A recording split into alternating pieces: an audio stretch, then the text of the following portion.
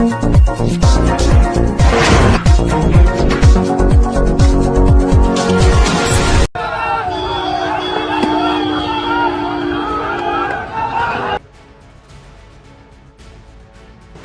इस हमले की पूरी जिम्मेदारी लेते हैं, लेकिन दुख इस बात का है मुझे कि वह फिर बच गया। लेकिन आज जो है कि 2-4-5 गाड़ियां ही टूटी हैं। अगली बार जब तक तोड़ेंगे नहीं तब तक छोड़ेंगे नहीं, वो चाहे अखिलेश हो चाहे सुमन हो।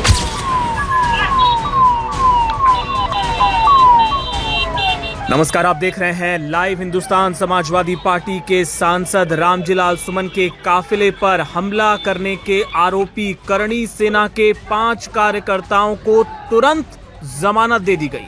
जी हां, ये बड़ी खबर आपको हम बता रहे हैं। ऐसा लग रहा है कि जैसे चट गिरफ्तारी पट जमानत वाला मामला हो गया हो। ये तस्वीर देखिए, इन आरोपियों को सांसद के काफिले पर हमला करने के आरोप में गिरफ्तार किया गया था। इनमें कौन कौन है? इनमें है करणी सेना के जिला संयोजक कृष्णा ठाकुर, इसके अलावा सुधीर सिंह, भूपेंद्र सिंह, सचिन सिंह और सुमित सिंह। इन 5 आरोपियों को गिरफ्तार किया गया था और इन्हें तुरंत जमानत मिल गई। कैसे मिल गई? इसीलिए क्योंकि पुलिस ने बहुत ही हल्की धाराएं इन पर लगाई थी। शांति भंग जैसी सामान्य धाराएं लगाई गई, जिसमें तुरंत जमानत मिल जाती है। या यूं कहें कि ये एक तरह की चेतावनी के तौर पर होता है। कोई गंभीर मसला, कोई गंभीर केस बनता ही नहीं।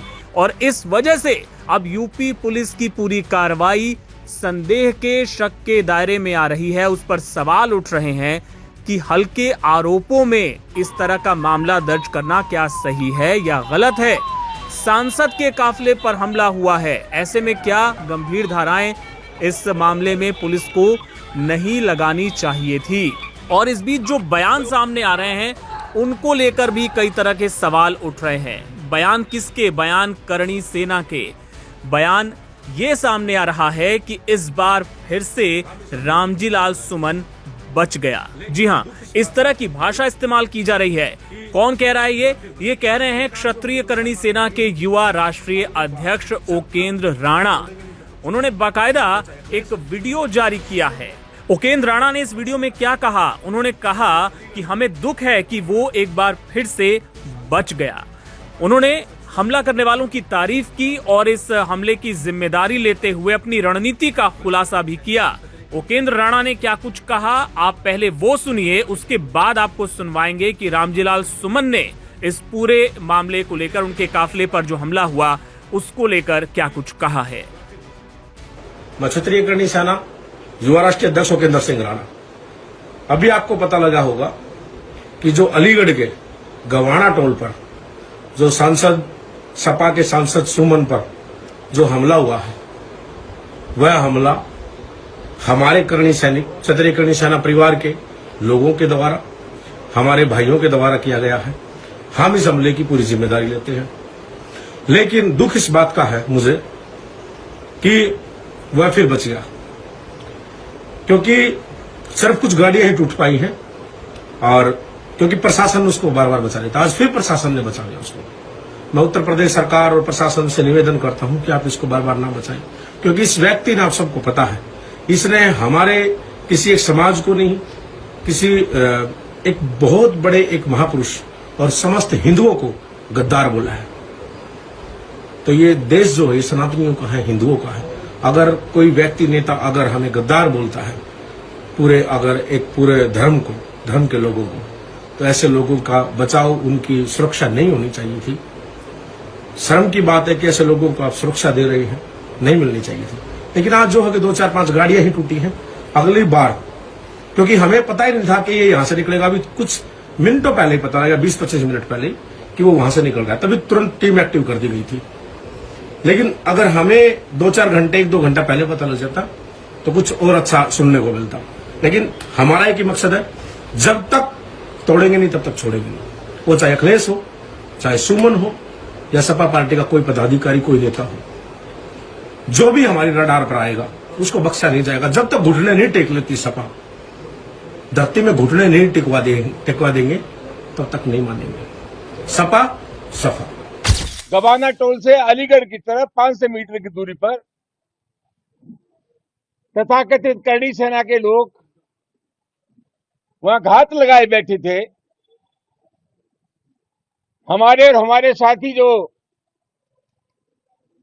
गाड़ियों में थे उन पर ईंट पत्थर फेंके गए, टायरों से हमला किया गया, कई गाड़ियां क्षतिग्रस्त हुई और मैं आज अस्वस्थ हूं कि हमारे ऊपर ये जानलेवा हमला था। और ऐसा मुझे लगता है कि सरकार जानबूझ करके मेरी हत्या कराना चाहती है। 3 दिन पहले से जब ये तय था कि हमें बुलंदशहर जाना है, प्रशासन को पता था, खुफिया तंत्र को पता था, पूरे जनपद को पता था, हाथरस और अलीगढ़ को भी जानकारी थी।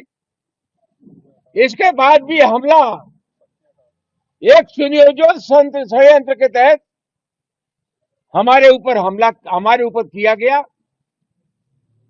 उत्तर प्रदेश की जिस प्रकार की कानून व्यवस्था की स्थिति है और जिस तरह के तत्वों को शय मिल रही है, संरक्षण मिल रहा है, उससे सही अनुमान लगाया जा सकता है कि स्थिति क्या है।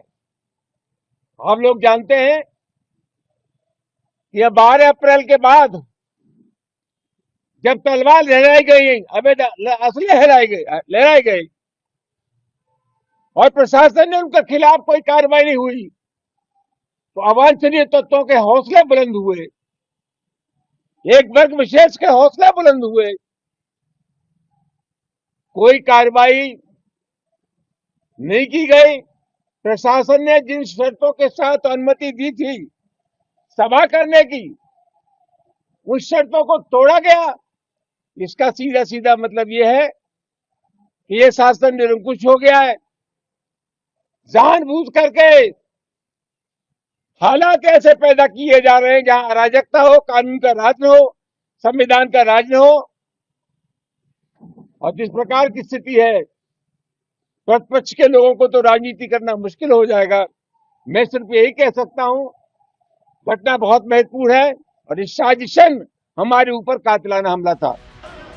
बहरहाल आपको बता दें कि रामजीलाल सुमन पर आगरा से बुलंदशहर जाते वक्त उनके काफिले पर हमला किया गया। गभाना टोल प्लाजा के आसपास उनके काफिले में शामिल गाड़ियों पर टायर और पत्थर फेंके गए, जिसका वीडियो भी खूब वायरल है।